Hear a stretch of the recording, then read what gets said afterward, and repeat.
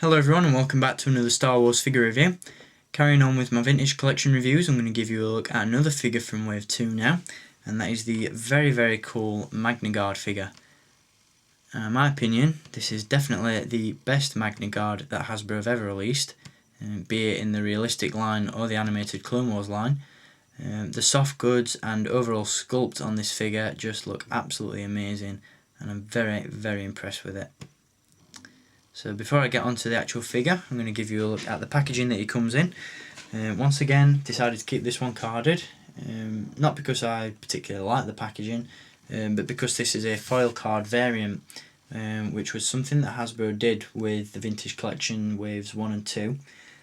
Certain figures were re-released as opposed to the standard cards with this foil trim, which weren't particularly any rarer than the standard releases, at least from where I've seen them, but they just added something a little bit different to the cards, although I do know a lot of collectors that actually prefer the standard ones to the foil ones, but I thought it'd be nice just to pick up a couple of them anyway. This isn't actually the only foil card figure that I got.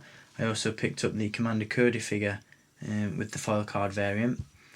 So there you go, that's the front of the packaging. As you can see, very nice picture on the front of the card. And then on the back you've got the original release of the Magnaguard, as well as the rest of the wave pictured along the bottom. So there we go.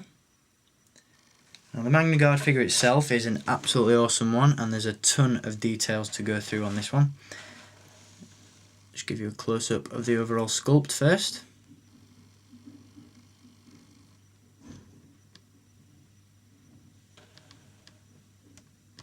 I'll be getting a decent look.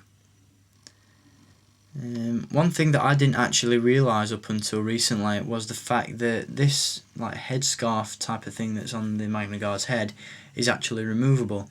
A lot of pictures that I'd seen online showed this figure with the soft goods cape removed and the head replaced with this headscarf thing still on. And I just thought that looked really weird, because you wouldn't wear a cape, well, the Magnaguard wouldn't wear a cape with no headscarf, and he wouldn't wear the headscarf with no cape. But up until recently, like I said, I found out that this scarf is actually removable. I'm not going to do it now due to time constraints, but you can take that off if you were wondering. The soft goods look really good. They're really nice and tattered, and they're made out of a really nice and sturdy material that just looks really natural on the figure. Sometimes you'll get soft goods on a figure that just look either oversized or they just look really ridiculous, and I think Hasbro have done a really good job at finding a suitable material for this figure's cape.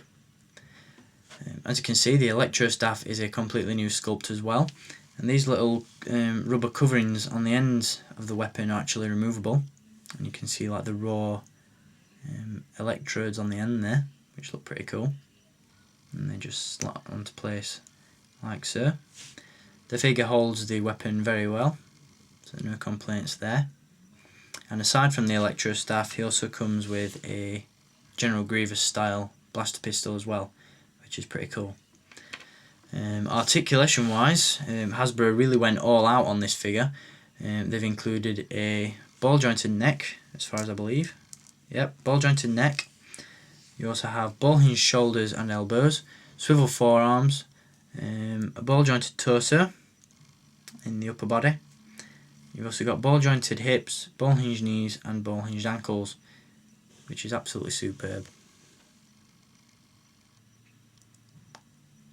Aside from the removable cape and headscarf, the chest piece of the Magnaguard is also removable. Not entirely sure why, because there's no really added detail underneath there, but it's still pretty cool. Adds something a little bit different to the figure, I suppose.